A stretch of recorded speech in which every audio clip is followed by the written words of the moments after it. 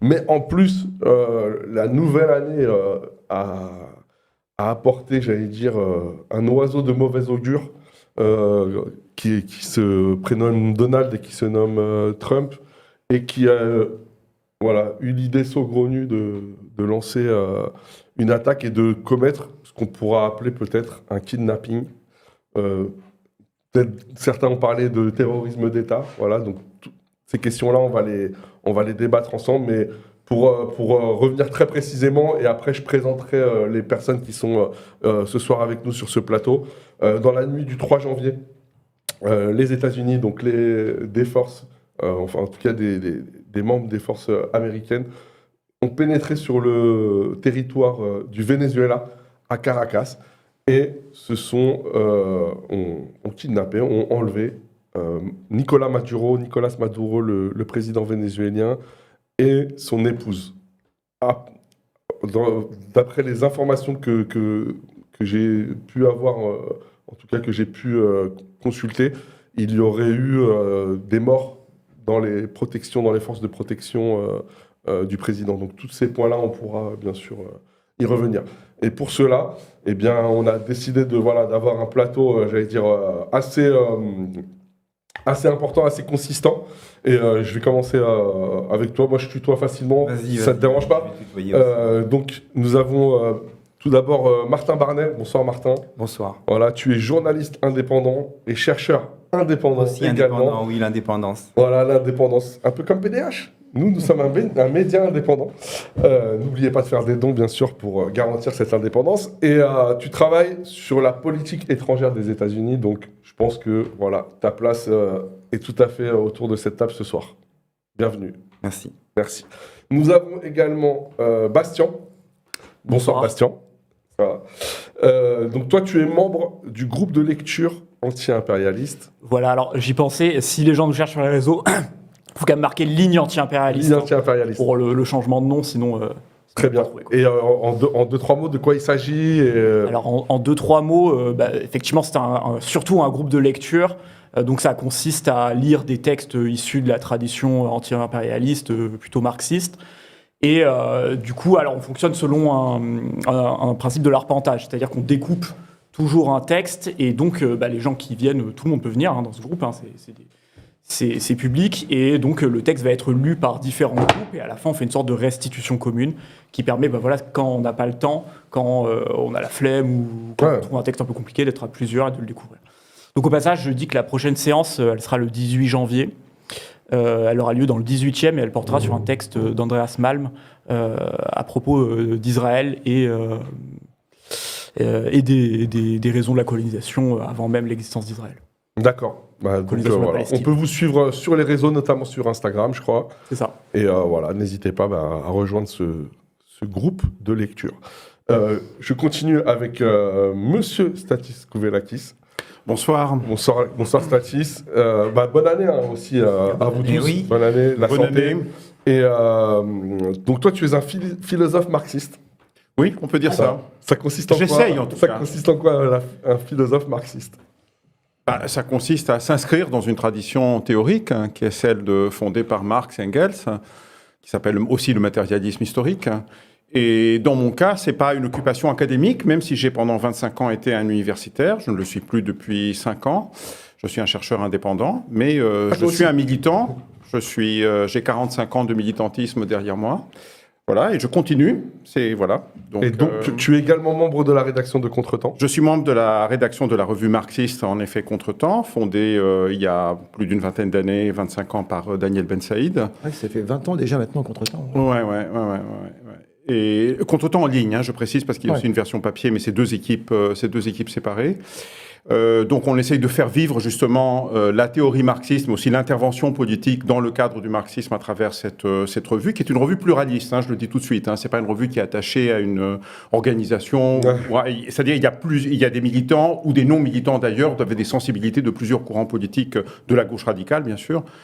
Donc il peut y avoir un débat interne, c'est ça que tu veux dire? Il y a un débat interne et il y a des positions divergentes sur certains points sensibles. Je crois que les lectrices et les lecteurs qui nous suivent ont pu s'en rendre compte. C'est bien. C'est un espace de débat.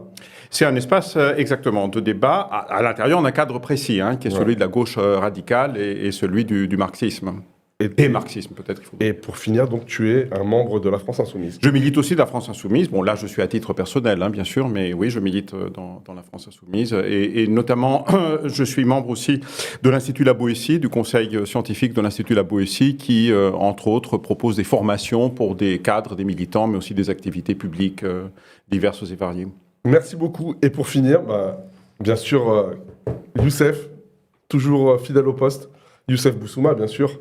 Qu'on ne présente plus. Ah si, on le présente. Essayiste, historien. Réussiste, pas trop, mais... Voilà. Et historien. Voilà. Apprenti. Indépendant. Oui, totalement indépendant. Indépendant de toute... Ça fait trop d'indépendance autour de la table. Ça fait beaucoup d'indépendance. Trop d'indépendance tue l'indépendance. Tu penses? Bon. Pas nécessairement. Alors, on est toujours apprenti. Quand on cherche, ça veut dire qu'on cherche toujours à apprendre. Bah oui. Attaquons mes amis. Et donc, peut-être que, je ne sais pas qui pourrait commencer, mais peut-être un tout petit peu décrire justement ce qui s'est passé, l'opération, et comment elle a pu être justifiée. Là, je me tourne aussi vers l'équipe technique que je salue, Christophe, Yazid, Alessandra qui est là aussi. Voilà, peut-être nous montrer les premières images de ce qui s'est passé dans la nuit du 3 janvier et cette capture. Quelle a été votre réaction quand vous avez appris et vu les premières images de cette capture, messieurs? Comment vous avez réagi? Je pense que c'est un énorme choc. C'est une très mauvaise nouvelle. C'est un choc entre guillemets parce que en fait, effectivement, c'est pas la première fois que les États-Unis s'en prennent à un dirigeant d'un pays qui n'est pas un pays ami pour eux. Après, il y a quand même, c'est ce qu'on discutait un petit peu en off tout à l'heure, il y a quand même des éléments de nouveauté, notamment dans le langage guerrier de Trump, dans le fait qu'il assume aussi qu'il vient chercher son pétrole, même s'il y a aussi derrière toujours un discours de soi-disant répandre la liberté.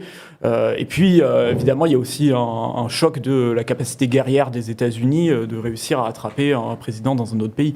Je crois que la dernière fois que c'est arrivé, ce qui peut le plus s'en rapprocher, c'est le cas de Noriega, Panama. Ouais. Panama. 1989, pour préciser. Ouais. Donc, un peu la même question. Voilà, comme ça, brutalement, parce qu'on rappelle qu'il y avait eu déjà une montée, j'allais dire, de la tension avec ces fameux bombardements, vous savez, des embarcations, des go fast, soi-disant go fast, parce que voilà, il y avait pas de jugement, donc on peut pas savoir de quoi il s'agissait, mais en tout cas, des bombardements d'embarcations maritimes provenant de l'espace vénézuélien, et qui ont été tout simplement bombardées, détruites par les forces américaines. Donc il y avait toute une rhétorique guerrière qui était en train de monter et qui a abouti justement à ce kidnapping. Comment vous l'appelez déjà? Comment tu dis toi par exemple? Tu dis kidnapping, tu dis comment? Ou tu le dis pas, tu t'en fous? Un rapt. Piraterie, c'est un acte de banditisme.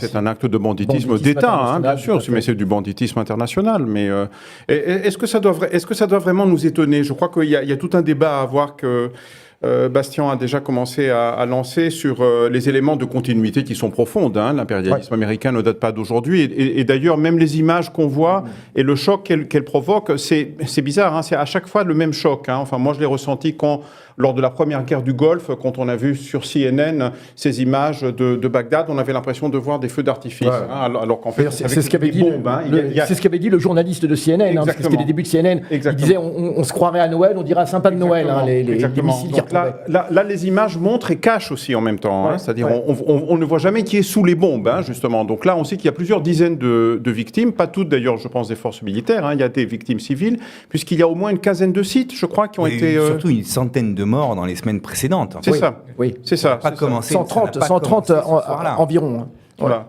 Donc, et puis, il faudra replacer aussi, je crois, l'agression que le Venezuela subit de la part des États-Unis depuis de très longues années, avec des tentatives de coup d'État, de changement de régime, comme on dit, regime change, à répétition depuis 2002, en fait, depuis que Chavez s'est installé au pouvoir, et qui connaissent une escalade après la mort de Chavez par un coup de sanctions, de blocus. Mais enfin, bon, je pense qu'on va revenir à tout ça pour aboutir à l'escalade guerrière de la rentrée, avec, dont on savait pertinemment que ça allait aboutir à ça. Trump ne s'en était pas vraiment caché. D'ailleurs, c'est l'un des éléments de nouveauté, c'est le langage.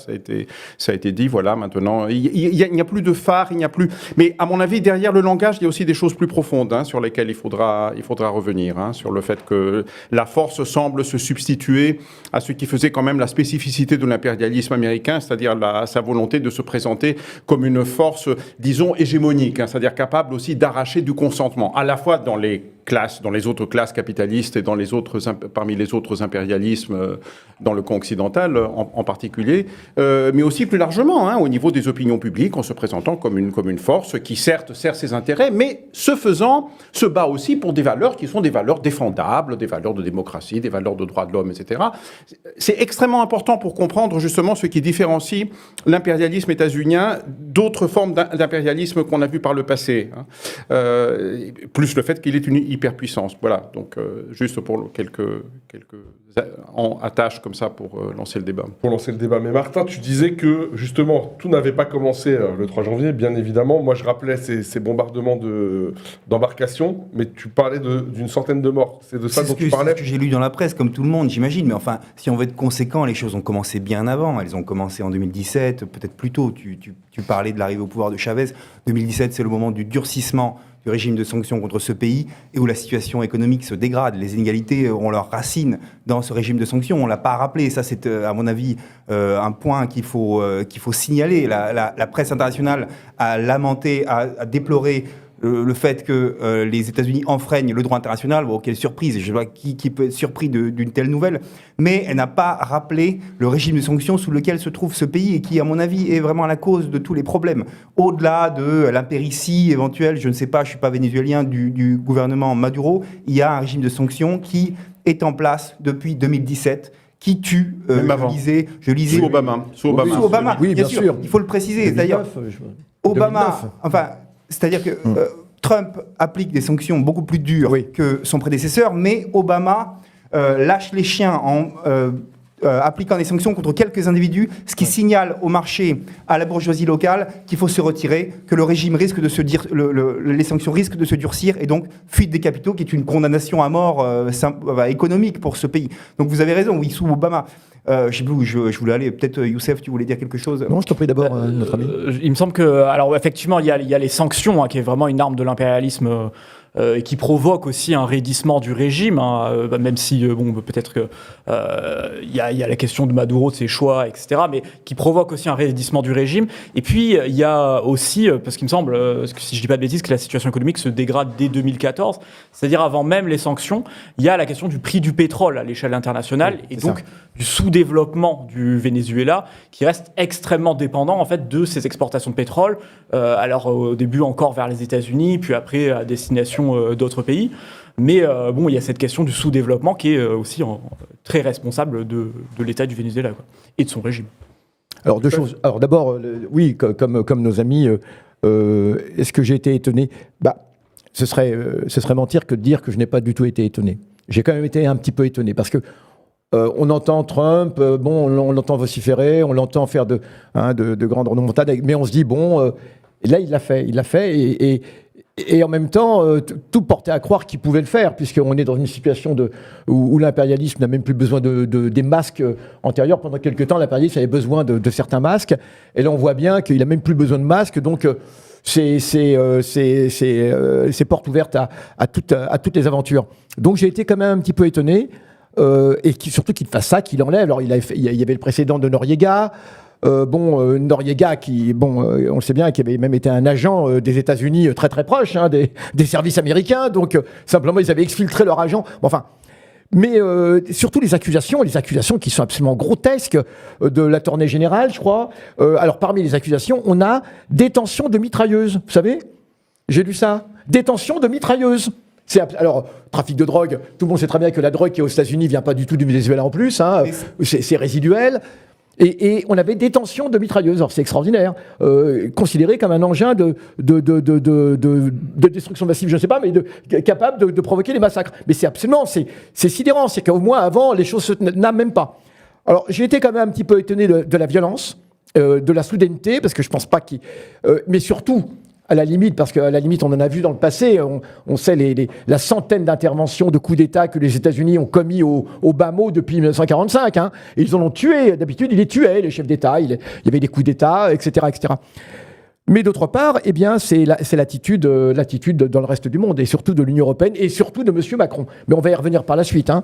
Ça, c'est quelque chose. C'est quand même quelque chose d'assez ignoble. Alors que le droit international soit foulé, ça, c'est une chose. D'autre part, l'autre chose qui est quand même, et on aura l'occasion de revenir puisqu'on parle de l'impérialisme, c'est le fait, et je déplore qu'un certain nombre de médias, dont Mediapart évidemment, l'a fait, c'est de coupler les deux, à la fois le point de vue qu'on peut avoir sur Maduro, hein, on peut avoir un point de vue, c'est bien, c'est pas bien, il aurait dû faire ci, il aurait dû faire ça, etc. Hein, et puis le fait de l'action de Trump. Et c'est comme si finalement, en linkant les deux, finalement, on justifie l'action de Trump. Alors, monsieur, je prends l'exemple de Mediapart, parce que c'est extraordinaire. Hein. Il dit, en fait, personne va pleurer, personne va défendre Maduro, et puis il utilise même le terme capturer pour Maduro. C'est absolument incroyable, c'est un animal. C'est un animal qu'on capture. C'est-à-dire qu'il met ça entre guillemets, mais c'est quand même un journaliste, il a quand même une responsabilité. Capturer, vous vous rendez compte ? Et le fait que Maduro soit exhibé, on l'a vu, hein, la porte du van qu'il transportait dans les rues. Il y a eu plusieurs images, effectivement. Alors, il y a eu déjà la première image qui a été postée par Trump lui-même. C'est la fameuse image où on voit Maduro... en survêtement, avec les lunettes. Avec le masque qui lui permet plus de voir. Avec ce survêtement, alors il y a un truc hallucinant, je ne sais pas si vous avez vu ça, mais le survêtement qu'il porte là, je ne dis même pas la marque, il a été vendu, il s'est vendu, et il est en rupture de stock. Non mais c'est quand même... Non mais je vous assure. Depuis le moment où on l'a vu avec. Oui. En fait, les gens ont... Et pas les lunettes. C'est une certaine marque, d'accord ? Et du coup, les gens ont trouvé le modèle.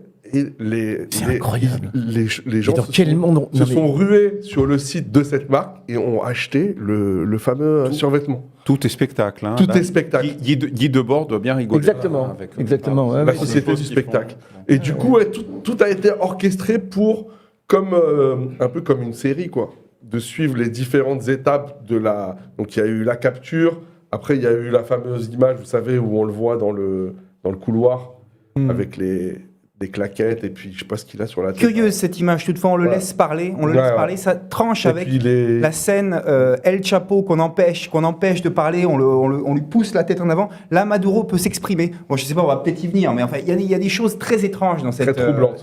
Mais allons-y parce que je vous entends à chaque fois dire on va y venir. Allez-y les amis. Mais bon. Dites ce que vous avez à dire. Mais par exemple, là, qu'est-ce qui te trouble dans cette image ? C'est pour ça que j'insiste sur les sanctions, parce que je vais pas dire que c'est épiphénoménal. Ils ont envoyé leurs soldats dans un pays souverain, sont intervenus en pleine nuit, arrêter un président supposément, enfin en tout cas, c'est ce que nous disent les organisations internationales, démocratiquement élu. Est-ce que son élection a été reconnue ou pas par l'Union européenne ? Je sais pas, mais en tout cas, non. Bon, non, elle n'a pas été reconnue. Non, elle n'a pas été reconnue. Mais en apparence, un président élu qui est enlevé en pleine nuit, mais on ne sait pas ce qui se passe. Peut-être dans les jours qui viennent, on apprendra d'autres choses. La façon dont il sera traité va nous éclairer sur peut-être les dessous d'une opération de tractation. Ce qu'il faut retenir, à mon avis, ce sur quoi il faut se concentrer, c'est les sanctions qui accablent ce pays. C'est ça. Et donc, quelles sont ces sanctions ?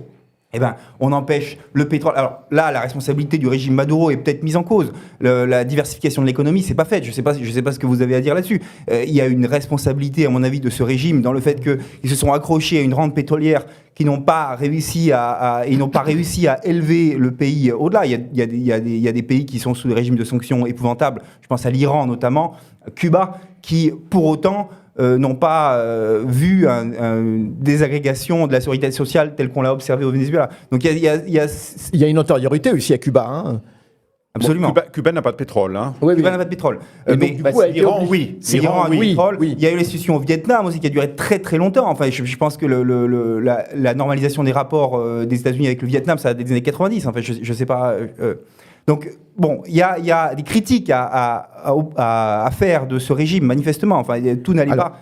Mais vas-y, Youssef. Oui, non, ce que je veux dire, c'est que ce que tu dis est très intéressant. C'est que moi, en tout cas, moi, ce que je fais d'habitude, c'est que je découple les choses.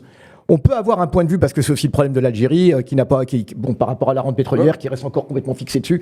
Il y a aussi d'autres pays. Alors, on peut avoir tout ce qu'on veut comme appréciation, etc.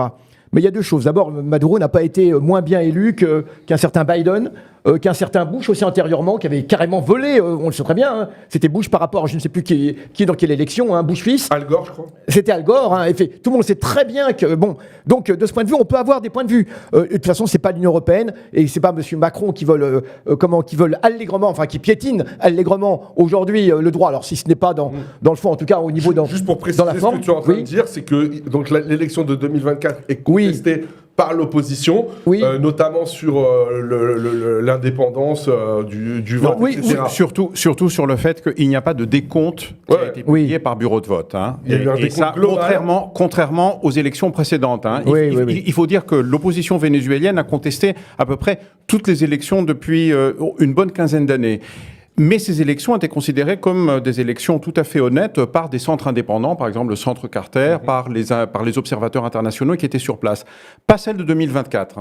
Et pour cause, car la commission électorale centrale n'a pas donné le décompte par bureau de vote. Donc il n'y avait aucun moyen de vérifier véritablement les résultats qui ont été donnés immédiatement à un niveau global. Hein. Mais bon, donc ça c'est une critique légitime.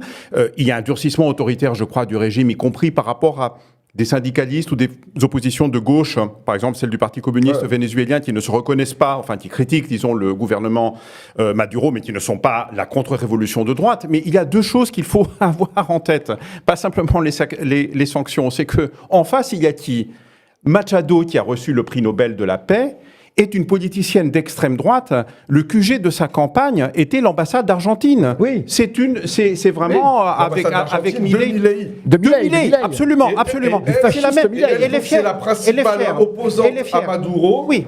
Prix Nobel de la paix, bon, c'est de la folie. Et supportrice inconditionnelle de Trump et de Netanyahou. Et non seulement de Trump, au coup d'État non seulement de Trump et de Netanyahou, mais elle appelle à une intervention américaine et au renversement du régime. Je veux dire, dans aucun pays du monde, quelqu'un qui appelle à un renversement armé, violent d'un gouvernement ne serait considéré comme un opposant légitime. Hein. C'est d'ailleurs la raison pour laquelle elle n'a pas pu se présenter. Hein. Il y a un homme lige qui s'est présenté à sa place.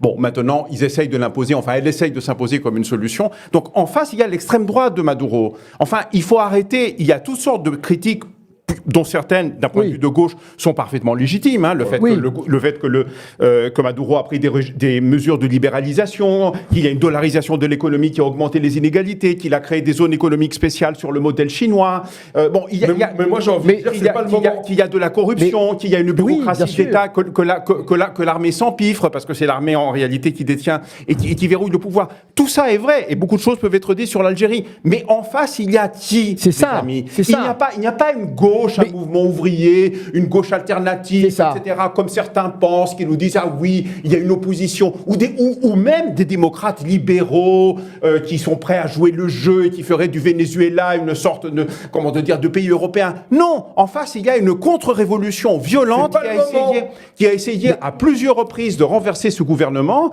d'asservir le pays aux intérêts de l'impérialisme et d'une oligarchie locale qui est complètement corrompue à l'os, raciste, rempli de haine vis-à-vis du peuple et qui n'a rien à voir avec le peuple d'ailleurs, qui est externalisé même. Exactement, qui est prête à tout pour renverser les acquis du chavisme, c'est-à-dire la première fois que les classes populaires, et notamment les classes populaires non blanches, ont accédé à une forme de dignité et de présence politique légitime dans la vie de ce pays. Donc c'est ça qu'on a en face. On n'est pas dans un monde imaginaire où, face à des pouvoirs révolutionnaires mais malheureusement dégénérés, on aurait en face des bons démocrates ou une bonne gauche ou même des libéraux à l'européenne, etc. Non, les choses, on est en Amérique latine, c'est violent, voilà, c'est ça les termes, les termes réels. À partir de là, on peut pas avoir ni ceci, ni cela. C'est ça. On est pur, on ne se salit pas, etc. Ni Trump, ni Maduro, comme je l'entends dire. Vous me l'énervez, là. Ni l'État. Alors j'aimerais dire quand même, juste par rapport à cela, c'est que d'un point de vue général, le gros problème qui se pose lorsqu'on observe le monde, lorsqu'on observe comment les pays du Sud, et lorsqu'on observe les critiques légitimes et autres, c'est que, et c'est là où l'impérialisme se pose en tant que tel, c'est que les pays occidentaux, les pays du Nord, dans leur histoire, ont eu toute l'attitude pour faire leurs expériences politiques. Ouais. La démocratie, ça prend du temps Bien sûr. à se construire. Aussi bien, et puis les bonnes mesures économiques, ça prend vraiment du temps. Alors, bon, en plus, dans le cadre capitaliste, bénéficiant de tous les avantages, du pillage du Sud, etc. Mais un pays du Sud a le droit de faire ses expériences aussi, et même de rater des expériences. C'est pas à l'impérialiste d'intervenir à un moment. Vous voyez ce que je veux dire? C'est qu'effectivement, il se peut très bien qu'au Venezuela, on fasse une expérience. Les expériences sont toujours difficiles. Regardez comment la France a fait ses propres expériences. Hein. Dans quelles difficultés? Il n'y avait pas à ce moment-là une puissance qui arrive et qui intervient directement. C'est ça toute la différence. C'est que les pays du Sud, alors on peut être pour, on peut être contre, il y a une opposition au Venezuela, elle a le droit d'exister, etc. Mais ce qui est absolument inadmissible avec l'impérialisme, c'est que l'impérialisme arrive et impose son agenda, et on le disait, les sanctions, c'est justement le meilleur moyen pour qu'il n'y ait jamais de démocratie, pour qu'il n'y ait jamais d'autosuffisance, pour qu'il n'y ait jamais de développement. Le but, il est là. Je te fais observer que l'Empire est intervenu non pas pour mettre l'opposition au pouvoir, Oui, en plus. mais pour assurer une forme de continuité du régime. Bien sûr. Mais Alors, tu dis ça parce que en fait, donc ils ont kidnappé Maduro, mais c'est la vice-présidente de Maduro, donc la numéro 2 du régime, qui a pris le relais. Donc effectivement, il y a une incohérence. Là, je parle du point de vue de Trump des États-Unis. Il y a une incohérence parce que on se dit si ils veulent renverser, ils veulent changer le régime, ils enlèvent Maduro et ils mettent quelqu'un d'autre à la place et ils mettent autre chose à la place. C'est pas ce qui s'est passé. Donc non mais là, c'est une question un peu naïve. Pourquoi ça s'est passé comme ça? Je sais pas, après ça c'est des projections. Je pense qu'il y a aussi l'idée de faire pression. Il y a eu à nouveau des menaces contre la vice-présidente qui ont été prononcées. Alors je sais plus si c'est par Trump ou par... Si par Trump, où il disait attention qu'elle fasse bien attention, etc. En plus, juste avant, il avait sous-entendu qu'il avait déjà eu au téléphone et qu'ils étaient déjà en train de s'arranger. Donc on voit qu'il y a aussi des stratégies pour essayer de diviser le pouvoir vénézuélien. À l'heure où on parle, le régime n'est toujours pas tombé. Moi, des fois, je fais un peu le naïf, faut pas m'en vouloir. Mais je pense quand même qu'il y a un coup de pression et que l'objectif est quand même ou de changer de régime ou en tout cas de transformer la nature du pouvoir vénézuélien pour essayer de récupérer le pétrole. Hein. C'est mot à mot le pétrole américain. Le pétrole américain. Il y a notre pétrole. Il dit notre pétrole. Notre pétrole. Ouais. Je suis tombé à ce propos. Ça, c'est J.D. Vance, je crois, qui parle comme ça. Ouais. C'est Trump directement. Pardon, Bastien. Justement, parce qu'il y a un truc intéressant qui a été publié par Gabriel Zuckman, le type de la taxe. Et justement, il a fait un post pour expliquer pourquoi il y a la guerre, pourquoi il y a une intervention au Venezuela. Et bon, alors il a pris les précautions d'usage, de dire que Maduro est un dictateur, etc. Mais du coup, il montre une courbe qui est assez intéressante dans laquelle on voit la part du produit intérieur brut vénézuélien qui part directement dans la poche des actionnaires aux États-Unis. Et on voit effectivement sur le temps long qu'à la fin du XXe siècle, du coup, cette part, elle diminue. Elle a atteint un pic de quand même 12% à un moment donné, 12% du produit intérieur brut du Venezuela, qui part dans les poches des actionnaires états-uniens. À travers la compagnie de pétrole. Hein. À travers la compagnie de pétrole. Effectivement, ça diminue à partir du moment où elle est nationalisée. Oui. Et encore. Et d'ailleurs, on voit même que même sous le chavisme, il continue d'y avoir une part quand même relativement importante qui part. 12%, c'est important parce que c'était également 12% du PIB, ce qui était détenu par 50% des Vénézuéliens à ce moment-là. Donc, c'est-à-dire que les actionnaires états-uniens prenaient autant que 50% des Vénézuéliens les plus pauvres, quoi. Bon, il y a quand même un élément qu'il faut avoir en tête quand on parle du Venezuela. Moi, je veux bien, les arguments du pétrole sont tout à fait réels. Hein. Je pense que si ça n'était que ça, les États-Unis auraient pu choisir peut-être d'autres moyens moins violents. Là, il y a une volonté d'obtenir l'humiliation politique de quelque chose qui, que cela nous plaise ou non, représente une expérience de gauche en Amérique latine et peut-être même celle qui est allée le plus loin. Hein. Chavez, en tout cas sous le chavisme, c'est celui qui est allé le plus loin en un sens, pour se dire que ça sera une expérience socialiste. C'est extrêmement improbable. Hein. C'est-à-dire, il faut savoir que le Venezuela, c'était une sorte d'Arabie saoudite du continent américain. Tout à fait. Il y a un magnifique roman du grand romancier cubain à peine arrivé sur le sol.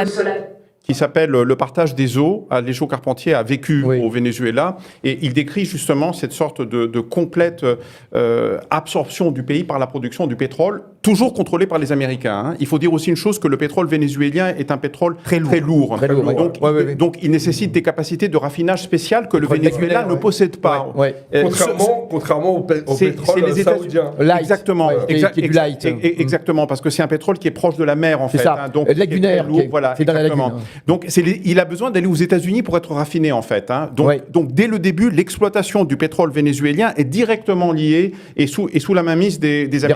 raffineries, ouais. Voilà. Ouais. Donc, c'est un pays où il y a une totale monoculture du pétrole. Il y a une dépendance totale, vraiment, qui ne peut être comparée qu'avec celle des Émirats ou de l'Arabie Tout à fait. Saoudite. Hein. C'est Le vraiment- salaire de la peur. hein, C'est faut savoir. vraiment comparable. L'Arabie Saoudite de l'Amérique, c'est dans le sens Tout à fait. où ils sont Complètement. Ils ont une Complètement. économie trop dépendante. on Exactement. L'agriculture a depuis longtemps été complètement abandonnée. Les couches pauvres et les couches populaires ont abandonné les campagnes et se sont agglomérées dans les villes, dans les conditions qu'on sait ou en tout cas qu'on devine. C'est un système qui a été dominé par une oligarchie brutale, un système politique extrêmement corrompu. Oui, En 1999, il y a une explosion populaire à cause de l'augmentation des prix, des émeutes de la faim, qui provoquent 1 millier de morts. L'armée, les forces de l'ordre On dit même plus, ça, tirent sur les manifestants. C'est le Caracazo. Caracazo. Suite au Caracazo, Chavez lance une première tentative de coup d'État, parce que c'était un militaire progressiste, de gauche, anti-impérialiste, qui échoue.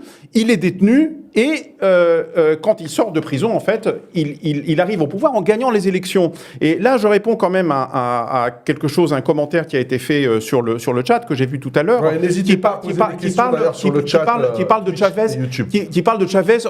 Ils disent Chavez, c'est du stalinisme.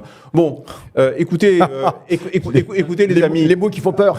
Le stalinisme qui a gagné, Pas nous. qui est arrivé au pouvoir par élection, Ben oui. qui a gagné toutes les élections de manière complètement incontestable, jusqu'à celle en tout cas de 2024. Jusqu'à celle de l'année dernière, le chavisme a gagné toutes les consultations électorales, ou presque. Bon, vous m'en direz beaucoup, donc vous trouvez beaucoup de stalinisme de ce genre. C'était un mouvement de masse, c'était un mouvement populaire, c'était un mouvement qui a toutes sortes de limites. Je ne pense pas que le Venezuela, d'ailleurs le régime n'a jamais prétendu que le Venezuela est un pays socialiste. C'était plutôt un objectif qu'une réalité qui existait déjà.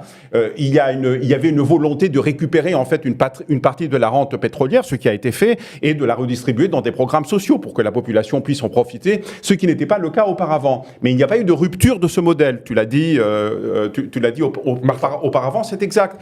Par contre, ce que le chavisme a réussi à faire, et ça n'est pas complètement parti, c'est de rendre légitime la présence des masses populaires dans la vie politique du pays, ce qu'on appelle le protagonisme des masses, avec des structures participatives, à travers des programmes sociaux, à travers les communes, à travers les missions, qui étaient des sortes de programmes sociaux sur la base, avec tout un réseau dans les quartiers pauvres, dans des villes qui s'est construit. C'est ça le mouvement, c'est ça ce que le chavisme a rendu possible, et la régression qui s'est produite sous Maduro a en partie entamé ce capital, mais évidemment, les sanctions ont enclenché le mécanisme que l'on connaît bien, c'est-à-dire les sanctions signifient qu'on crée une réalité de forteresse assiégée. À partir de là, il y a un durcissement qui est nécessaire parce que le régime doit se défendre. Sa base populaire est attaquée, les avantages matériels qui étaient accordés à la population diminuent. Bon, ça finit par se payer. Tout ça a un coût, je veux dire, et c'est exactement l'objectif qui a été poursuivi par l'impérialisme et l'oligarchie locale. Les deux marchent ensemble. C'est ça l'Amérique latine. Il ne faut pas tout jeter sur l'impérialisme américain comme s'il n'y avait pas de classe profondément corrompue. Il n'existerait pas s'il n'y avait pas cette oligarchie. Et bien sûr, les contradictions à l'intérieur même des structures créées par le chavisme, avec ce qu'on appelait, il me semble, la bolibourgeoisie, des gens qui se sont élevés socialement et se retrouvent confrontés à un pouvoir qui n'est pas apte à leur rendre, ou à leur continuer à leur donner ce qu'ils avaient reçu auparavant. Il y a des contradictions internes à ce régime qu'il ne faut pas sous-estimer. Je pense qu'on aurait tort de se contenter de décrire les effets de l'impérialisme américain et ne pas regarder ce qu'est le mouvement réel des masses, si je puis dire. C'est la raison pour laquelle il faut rompre avec la dépendance totale par rapport au pétrole. Citez-moi un seul pays qui est dépendante de la rente pétrolière, où il n'y a pas des phénomènes de captation de la rente par des castes, justement, voilà. qui d'une façon ou d'une autre s'en approprient une part disproportionnée. Après, la population en bénéficie plus ou moins. En Algérie, par exemple, le régime a toujours veillé à utiliser une partie de la rente pétrolière pour assurer une certaine forme de paix sociale et pour assurer un certain niveau de vie, on va dire, des classes populaires. Ça n'est pas le cas partout.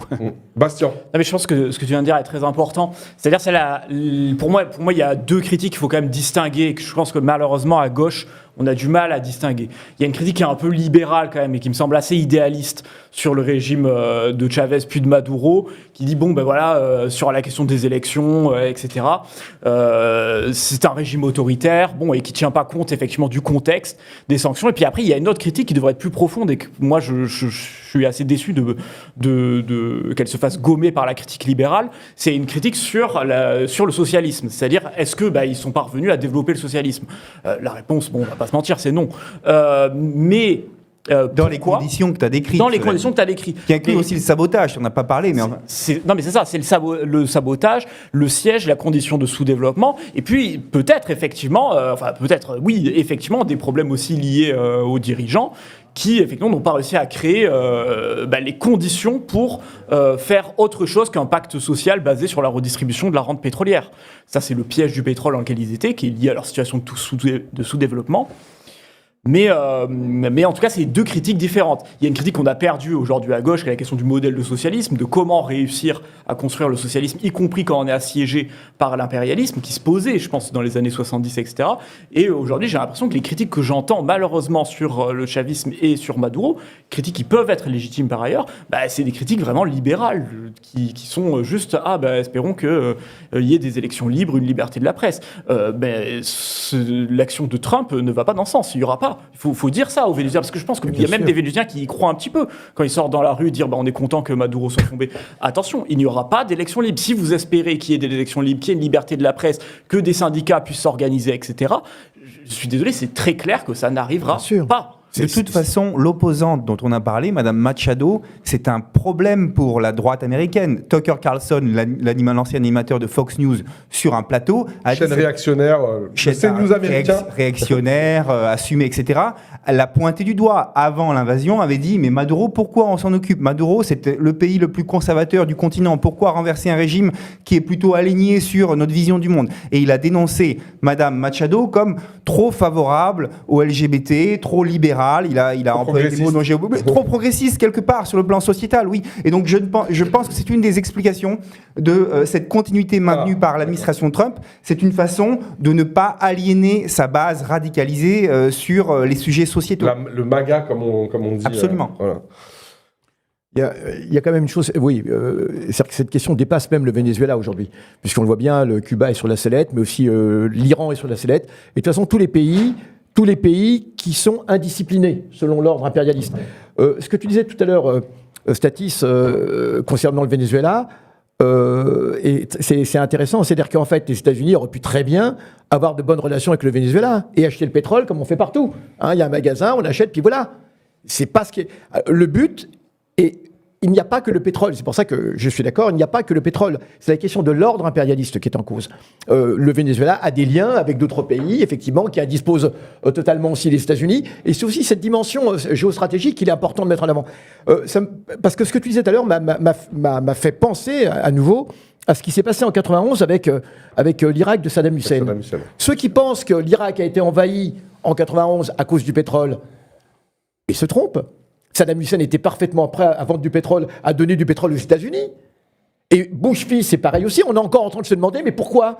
Il n'y avait pas de problème. Vous voyez ce que je veux dire ? Alors là, dans le cas du Venezuela, c'est grossier. On va récupérer notre pétrole. Alors c'est énorme. On est bien d'accord. Mais c'est pas uniquement la question du pétrole. C'est l'ordre impérialiste qui est en cause. C'est frapper les imaginations, la façon dont on arrive, on prend le type, carrément, on l'embarque, c'est le cow-boy qui est là, les États-Unis veulent renouer aussi avec ça, et il est important de dire cela, que c'est pas uniquement une question économique. C'est pour ça que moi, j'évite, je connais pas assez bien en même temps peut-être la question du Venezuela en tant que telle, mais en faisant une extrapolation dans d'autres pays, notamment au Proche-Orient ou ailleurs, on voit bien que ce qui est en cause, c'est l'ordre impérialiste à défendre absolument. Et surtout, on voit bien que le Venezuela avait des liens avec la Chine, avec la Russie, avec Cuba, et que voilà, pourrait se reconstituer. On ne sait pas, peut-être. Je sais que Rafael Correa, ces derniers temps, avait une certaine influence sur Maduro, d'après ce qu'on m'a dit. Et qu'un certain nombre tu peux Alors, Rafael Correa, c'est l'ancien équatorien, enfin, c'est l'ancien dirigeant équatorien qui a été évincé de façon absolument scandaleuse. On lui a collé des affaires totalement inventées. Hein. C'est quelqu'un de tout à fait honnête qui est connu pour cela, Correa, et qui, à l'époque de sa présidence, avait obtenu certains succès en Équateur, notamment en ce qui concerne la criminalité, qui est un des gros problèmes qu'il y a en Amérique latine. Hein. Il avait réussi, alors sans justement entrer dans la répression, c'est ça qui est intéressant, il avait réussi à faire baisser de façon drastique la criminalité comme en Équateur, qui était absolument comme au Venezuela, hein. Et au plan économique, Maduro, je vais dire Rafael Correa, qui est exilé en Belgique maintenant, hein, eh bien, a obtenu de grands résultats. Et ces derniers temps, justement, je discute avec des amis du Venezuela qui me disaient que Maduro avait enfin, entre guillemets, pris conseil auprès de Correa, ce que beaucoup de gens... Et un certain nombre de succès avaient été obtenus, notamment dans les transports, au niveau de la gestion économique. Donc, les choses, même aujourd'hui, d'ailleurs, j'ai vu les courbes de l'immigration, comme en vénézuélienne, aujourd'hui, elles ne sont plus aussi catastrophiques qu'auparavant. Ça a baissé, donc cette espèce d'hémorragie, hein. Et de toute façon, l'immigration, et les Grecs en savent quelque chose, c'est pas parce que vous avez une très forte immigration que cela veut... Voilà. Et en plus, la Grèce, c'était la conséquence directement des attaques européennes. Mais voilà. Ce que je veux dire, c'est que c'est cet ordre impérialiste qu'on veut absolument maintenir et pour lequel il fallait faire un exemple. Il y a aussi le côté, donc, exemplarité dans cette brutalité avec laquelle on frappe Maduro. Et alors juste, si je m'immisce rapidement dans les réactions justement, parce qu'on va parler un peu des réactions à l'international, que ce soit l'Union européenne, que ce soit ensuite différents pays ou même à l'intérieur de notre pays, la France. Voilà, j'aimerais qu'on regarde un petit peu les choses du point de vue de l'extérieur. Est-ce que ça a suscité une indignation ? Par exemple, il y a des gens qui ont dit que le droit international tel qu'on pouvait le connaître depuis Gaza, c'est difficile. Voilà, mais attends, juste fini. Depuis la Seconde Guerre mondiale était mort. Est-ce que c'est juste une expression parce que en fait les choses étaient déjà bien entamées. Voilà. Comment vous avez observé, décrypté les différentes réactions au kidnapping, en sachant que juste pour les petites infos, donc il a été emmené à New York. Et il a été présenté, je crois, actuellement. Il est présenté devant un juge, un procureur new-yorkais pour des faits de narcoterrorisme, je crois, et des faits de détention d'armes. Enfin, c'est complètement New York, surréaliste. Comment ? Parce que c'est la juridiction de base pour des faits de trafic de drogue. C'est là aussi que El Chapo avait été. Donc, il y aurait une lecture cynique. Ils ont envoyé ça chez Mamdani, mais en fait, ils ont envoyé ça chez Mamdani pour l'ennuyer. Mais en fait, non, c'est que quand vous êtes poursuivi pour des faits de drogue au niveau fédéral, c'est à New York que ça se. Je crois vraiment à ce genre de drogue. C'est l'apparence de l'état de droit qu'il faut maintenir en parlant de drogue. Tu cadres l'opération en des termes de police, des termes policiers. Et donc, ça justifie le non-recours au Congrès. Le Congrès n'a pas été sollicité. Et donc, la façon de le justifier, c'est de dire que c'est une opération de police qui visait non pas un président, un civil d'un État souverain, mais un malfrat qui était une menace pour les États-Unis. Oui, en même temps, ce malfrat était quand même le président du pays. Hein, donc ça vise aussi à présenter ce qu'on sait ce qui est dit explicitement dans la nouvelle doctrine américaine, qu'on sait depuis longtemps bien sûr, mais là c'est dit de façon tout à fait explicite, c'est-à-dire que voilà, l'ensemble du continent américain doit être dirigé par les États-Unis. C'est un retour de la doctrine Monroe. Donc, d'une certaine façon, c'est un territoire intérieur aux États-Unis. On peut intervenir pour des opérations de police au Venezuela, comme on le fait au Texas, comme on le fait en Californie, comme on le fait au Kansas. Voilà. Ouais. Donc on envoie nos flics parce que c'est des États qui n'ont pas de réelle consistance. Je veux dire, l'idée que le Venezuela ou les autres pays d'Amérique latine sont des pays avec une souveraineté nationale, des peuples, donc qui décident, etc., est une idée qui est complètement inacceptable. Oui, c'est cette souveraineté qu'on veut casser. Donc, excusez-moi, je vais plaider un peu pour, si j'ose dire, ma boutique, mais je crois que Mélenchon a eu tout à fait raison de terminer son intervention en place de la République en disant « Vive la souveraineté nationale, vive la souveraineté des peuples ». C'est vraiment ça qu'il faut dire aujourd'hui. Henri, c'est la première chose, c'est la base. Je ne dis pas que c'est suffisant en soi, mais si on ne dit pas ça, il n'y a absolument aucune politique progressiste. C'est ça qui est en cause, absolument. C'est la souveraineté nationale qui est en cause.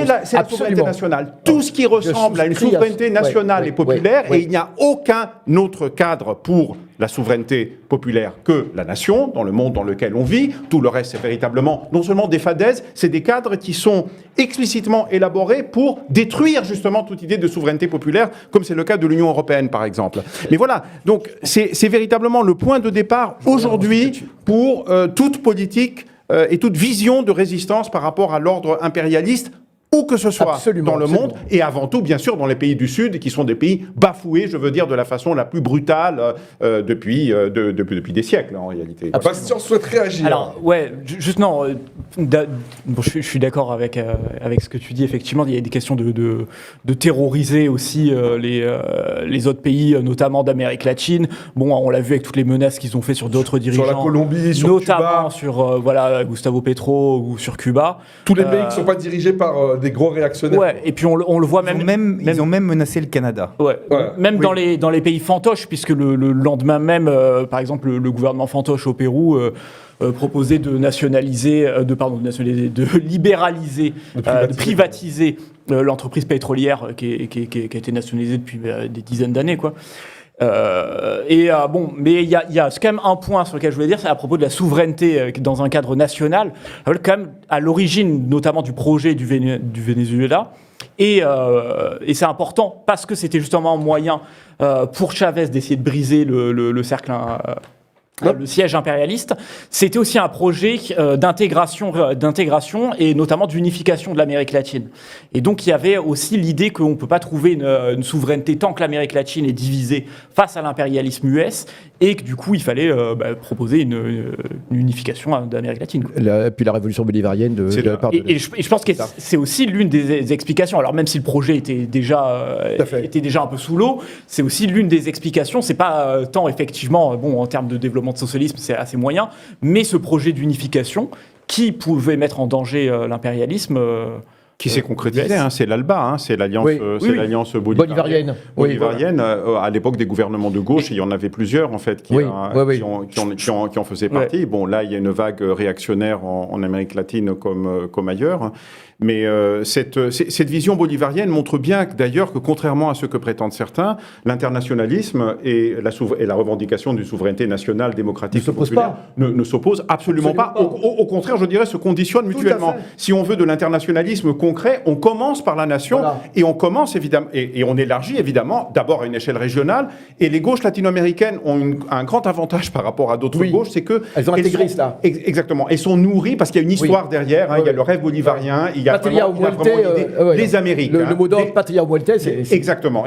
Et la révolution cubaine a porté ça. La révolution cubaine s'est toujours conçue comme le premier pas qui allait entraîner l'ensemble du continent justement vers la libération, vers l'émancipation, vers l'émancipation de l'impérialisme et de la dépendance à l'impérialisme. Donc toutes les forces progressistes s'en réclament. Donc elles sont en même temps patriotes et internationalistes. Et vous pouvez parler à n'importe quel latino-américain qui est véritablement de gauche, vous lui racontez des évidences. Ça, je veux dire, c'est quelque chose qui va de soi. Je suis d'accord. C'est juste pour préciser mon propos et que du coup, par souveraineté nationale, il fallait pas entendre défendre de l'État-nation et des frontières telles qu'elles existaient en Amérique latine. Mais c'est vrai que c'est très important ce que tu dis, Statis, sur cette espèce de souveraineté, sur la souveraineté nationale, parce que trop souvent en France, on ne le comprend pas. Dans des milieux de gauche, et d'extrême gauche particulièrement, on ne comprend pas cette revendication de souveraineté nationale. Or, c'est cela qui depuis toujours pose problème. Que ce soit Mossadegh en Iran en 52-53, que ce soit Nasser, que ce soit même Saddam Hussein, c'était ça en fait le problème. C'est qu'il est inadmissible, indépendamment de ce qu'on pense de Saddam Hussein, c'est un dictateur.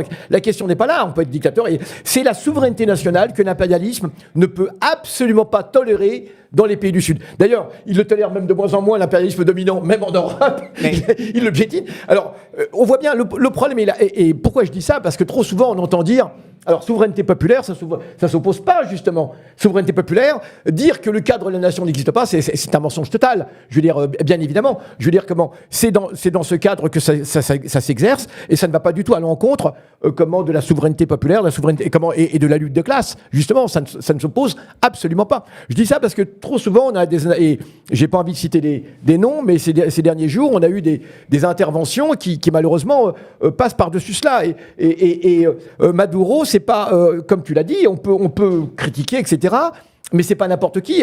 Comment les intérêts, c'est pas uniquement des intérêts de classe, de travailleurs à un niveau économique, de salaire, etc. C'est pas uniquement cela. C'est que tout cela ne tiendrait pas s'il n'y a pas la souveraineté nationale pour défendre cela. Et ce qui est en cause actuellement dans les attaques contre l'Iran, contre les attaques, on peut penser ce que l'on veut de ces régimes, mais il y a quand même une chose qui est certaine, c'est que un régime qui entend défendre sa souveraineté nationale et qui n'a pas une armée pour défendre cette souveraineté nationale, c'est un régime qui ne durera pas et où il n'y aura jamais de toute façon la démocratie. Alors on peut très bien être critique par rapport à des pays, mais si cette marche vers la démocratie, qui est une marche qui est longue, une longue marche, eh bien d'abord la souveraineté nationale. C'est ce qu'on reproche également l'impérialisme à la Chine, indépendamment de ce qu'on peut penser. C'est cette souveraineté qu'il veut absolument casser partout. Est-ce qu'on peut revenir sur la question que tu as posée, Samir, parce que je crois qu'on n'y a pas vraiment répondu, c'est-à-dire les réactions européennes et occidentales, on va dire, par rapport à ça. Ça me semble. Parce que bon, sur je voudrais le monde non occidental, je voudrais ajouter aussi le regard, j'allais dire, d'un point de vue intérieur. Après, dans un second temps, c'est-à-dire dans le sens où, quand même, Trump avait vendu une sorte de repli, on va dire, stratégique. Le président de la paix. Voilà, America First, tu vois, ne plus s'occuper des conflits extérieurs, etc. Et il est en train de faire exactement l'inverse.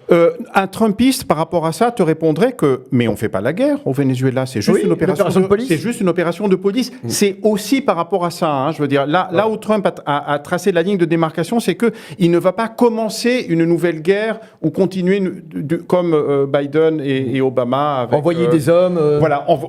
Sauf la force Delta. Oui. Voilà, exactement. C'est des sortes de commandos, mais c'est sur le mode des opérations. C'est sur le mode des opérations de police. Moi, je dirais ceci à propos des Européens et de Macron et de la France. Hein. Bon, ils ont confirmé leur vassalisation par rapport aux États-Unis. Ça, c'est clair. La déclaration de Macron est une honte absolue. Une honte absolue. Hein. C'est vraiment quelque chose de dégueulasse. Hein. Je veux dire, le seul venant qui rappelle un peu que la France a eu autrefois une politique étrangère, c'est de Villepin. De Villepin, hein, oui. Et sa déclaration. Bon, ça c'est une chose. Néanmoins, on voit bien qu'ils sont embarrassés. Quand même, hein. On sent qu'il y a un embarras. Pourquoi ? Parce que, et là je crois que c'est la nouveauté, on a déjà effleuré un peu la question auparavant, Trump c'est l'impérialisme sans le consentement, sans l'hégémonie, hein. C'est la force brute en quelque sorte. Ça c'est une nouveauté relative bien sûr, hein, parce que l'impérialisme, il y a derrière ça les intérêts matériels, tout ça, il y a de la continuité. Mais la spécificité, j'insiste, de l'impérialisme américain tel qu'il s'est construit après la Seconde Guerre mondiale, c'est qu'il s'est présenté comme, premièrement, l'impérialisme absolument dominant, structurellement dominant à l'échelle mondiale. Hein. On n'est pas dans le cadre d'avant la Seconde Guerre mondiale où plusieurs impérialismes de taille comparable et aux ambitions, etc. se disputaient pour le partage du gâteau. Là, dans le camp occidental, il y avait un impérialisme, tout le reste, l'Europe était détruite par la guerre, elle était affaiblie, etc. Les États-Unis, qu'est-ce qu'ils font ? Ils aident à redresser l'Europe. C'est la première fois que ça se passe. Hein, oui, tout à fait. Le plan Marshall et le reste, la reconstruction de l'Allemagne. Donc, l'Europe détruite a été redynamisée, bien sûr, a été redynamisée et en même temps, évidemment, soumise à travers, y compris militairement, la fonction de l'OTAN est précisément celle-ci. L'impérialisme britannique a passer le relais de la façon la plus formelle à l'impérialisme américain.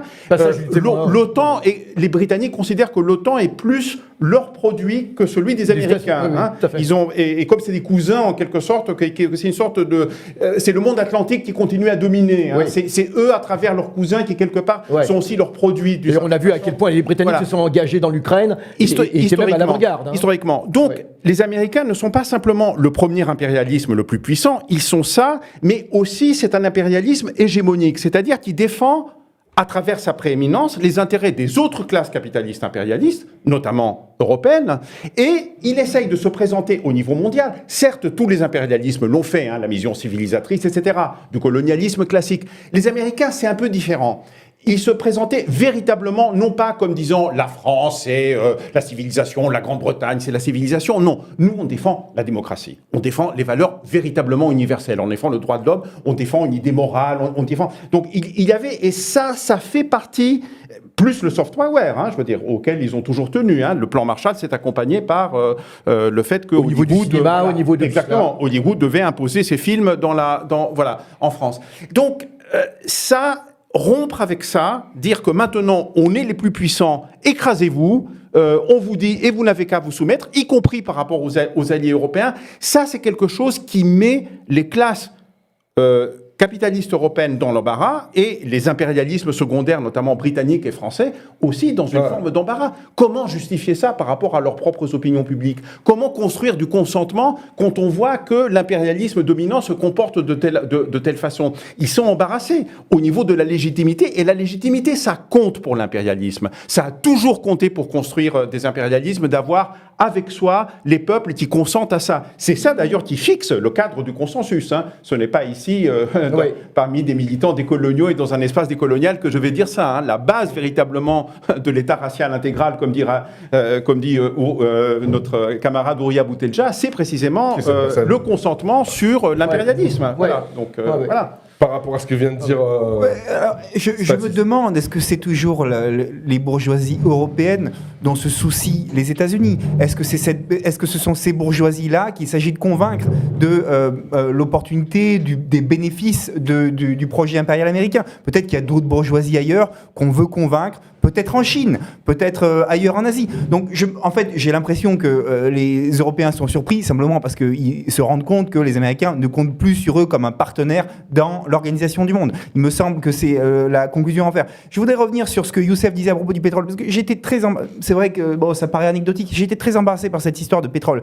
D'abord parce que toute la presse bourgeoise en parlait. Je disais, s'ils en parlent, si Le Monde nous dit que c'est à propos de pétrole, c'est qu'il doit y avoir un loup là-dessous. Peut-être qu'il y a plus. Et en fait, quand tu dis, il ne s'agit pas simplement de vendre du pétrole, mais c'est vendre du pétrole à qui et dans quelle devise. Ça, c'est un sujet qui n'a pas été évoqué. Oui, la question monétaire, le pétrodollar. Absolument. Et donc, on revient à cette histoire des bourgeoisies européennes. Je pense que les Américains veulent envoyer le message. Ils ne se soucient pas de l'opinion publique européenne. Ça n'est pas leur problème. Les gens ne se rendent pas compte qu'en Inde, le soft power, il y avait Joseph Nye qui était l'inventeur de cette notion de soft power est mort, et on a dit c'est la mort du soft power américain. Non, il n'est pas mort. Il reste la NBA qui est extrêmement populaire en Asie, en Chine en particulier, et la figure de Trump est un personnage fascinant. En Afrique de l'Est, les gens disent, ils adorent Trump, quoi. Je sais pas comment l'expliquer, mais c'est un personnage. Les Européens ne peuvent pas comprendre. Ils n'ont pas compris que le soft power n'est pas mort. Simplement, ce n'est pas eux qu'on vise.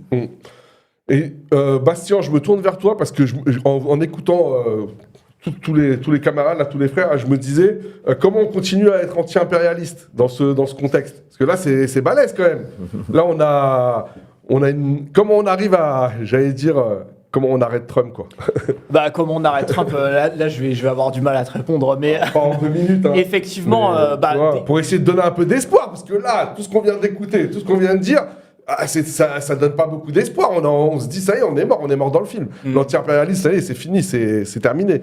Comment on fait? Alors, précisément, c'est pas terminé parce que on a un impérialisme qui devient de plus en plus brutal. Après, je pense que nous, ce qu'on a à faire, déjà, c'est vis-à-vis de ce qui reste du mouvement ouvrier, vis-à-vis de la gauche aussi, prendre des lignes assez claires. Tout à l'heure, je faisais la distinction entre... j'ai essayé de faire la distinction des critiques libérales qu'on pouvait faire contre Maduro, et puis des critiques qui étaient plutôt dans le sens du socialisme, il n'a pas réussi complètement à s'extraire des rapports inégaux avec les États-Unis. Je pense qu'il faut rappeler certaines choses. Là, le Venezuela est attaqué par la puissance américaine, la position à tenir, et il faut militer pour ça et faire pression le plus possible dans ce sens-là, c'est que comme on l'a dit, c'est pas vraiment une guerre, mais dans l'affrontement Venezuela-États-Unis, on défend le Venezuela, pointe à la ligne. Je pense que ça, c'est déjà défendre cette position-là, et c'est de pousser dans cette position-là, c'est déjà quelque chose qu'on peut essayer de faire d'ici. Alors, il y a aussi une autre dimension qui est Et on mise à mal. va bientôt finir, mais vas-y. Qui est mise à mal, c'est la question du... Alors, le droit international, je sais bien, on peut en penser ce qu'on veut, mais et comme tu le disais, jusque-là, les États-Unis faisaient semblant de se prévaloir du droit international. Ils prétendent s'être constitués, cet État colonial que sont les États-Unis, sur la notion de droit... et comment de droit naturel, etc., de tout cela. Et alors, de la part des États-Unis qui l'ont jamais respecté, on a 47 fois le droit de veto par rapport à Israël depuis 45, en ce qui concerne les États-Unis, quelque chose comme ça. Mais en tout cas, de la part de l'Europe, c'est quand même absolument incroyable j'en reviens au communiqué de Macron, c'est quand même absolument incroyable que ce chef d'État français participe de la destruction. On l'a vu déjà avec l'opération contre la Palestine, ce génocide, mais c'est absolument incroyable, ce droit international qui est complètement en miettes, et dont plus personne ne se soucie. Et aujourd'hui, je crois que ça va laisser des traces. Le génocide palestinien, ça c'est une chose, mais aussi cette affaire du Venezuela, ou je ne sais pas ce qu'ils pourront invoquer. Regardez l'attitude. D'autres affaires. La présidence, bien sûr, la présidence de l'Union européenne, les réactions de l'Union européenne, c'est absolument mais c'est incroyable. C'est d'une obscénité incroyable leur réaction. Oui, parce que en même temps, ce qui se passe au Venezuela, c'est aussi un coup d'essai pour Trump, je pense, tout à fait pour d'autres aventures. Notamment, c'est l'Iran, Cuba, qui évidemment sont dans le collimateur. Et on peut aussi s'interroger sur, ça j'ai pas de réponse, concernant l'attitude de la Russie et de la Chine. Je ne sais pas si vous en avez, parce que c'était quand même un partenaire important, le Venezuela. Maduro rencontrait l'envoyé chinois la veille de son enlèvement. Oui, c'est ça.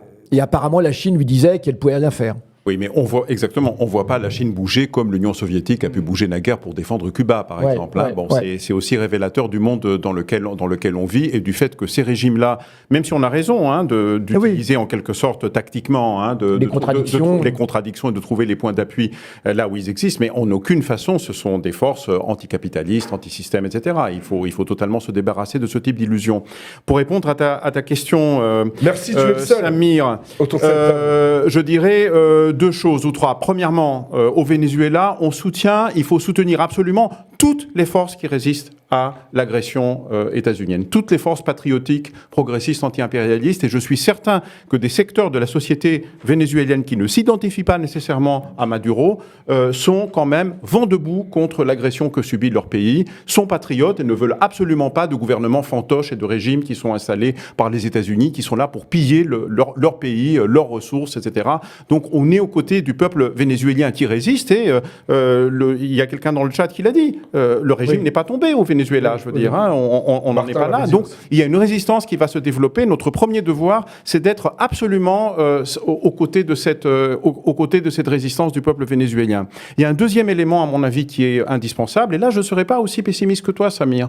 Je crois que ce qui s'est passé et ce qui continue, bien sûr, en Palestine, marque une fracture au niveau des opinions publiques occidentales. Pour la première fois depuis très longtemps, on a vu un mouvement de masse se développer qui remet en question le consensus impérialiste et sioniste dans nos pays. C'est quelque chose d'inimaginable. Moi, je ne pensais pas que je verrais ça de mon vivant. Et d'ailleurs, grand rassemblement dimanche 11 janvier à Paris. En France.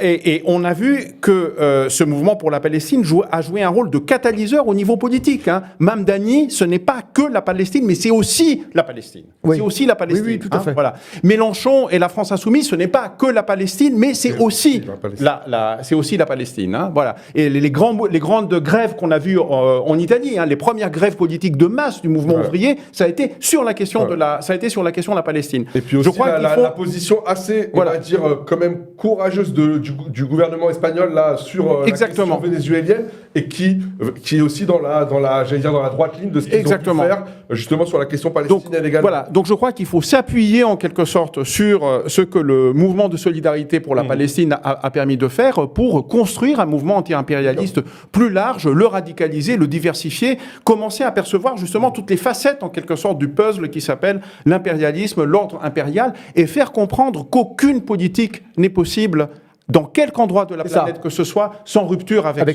sans rupture avec ce cadre. Un mot de la fin, les amis, et après on va devoir passer au sujet suivant.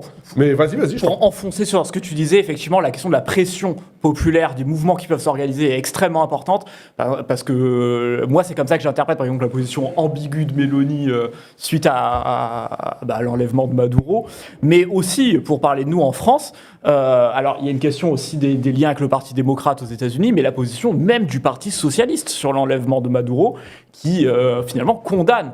Et ça, je pense que c'était quelque chose qui n'est pas garanti à la base, quoi. Mais il y a une sorte de pression populaire, une sorte d'intérêt, je pense aussi pour ces questions-là, qui effectivement se renouvelle à la faveur essentiellement. Si ça avait été Obama, il l'aurait pas condamné, ça je peux te le dire. Mais Ça, Parce que c'est c'est parce que plus c'est de pas- l'anti-Trumpisme c'est que ça. de l'anticolonialisme. oui.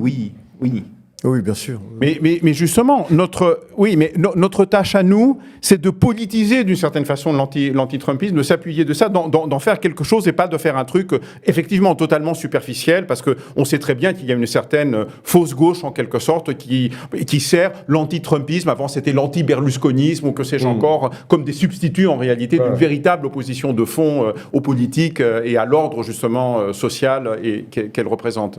Merci messieurs, de toute façon, j'ai envie de dire, c'est l'épisode 1 aujourd'hui, donc là, au moment où on se parle, il est devant un procureur à New York, bon c'est complètement lunaire, mais c'est l'épisode 1 du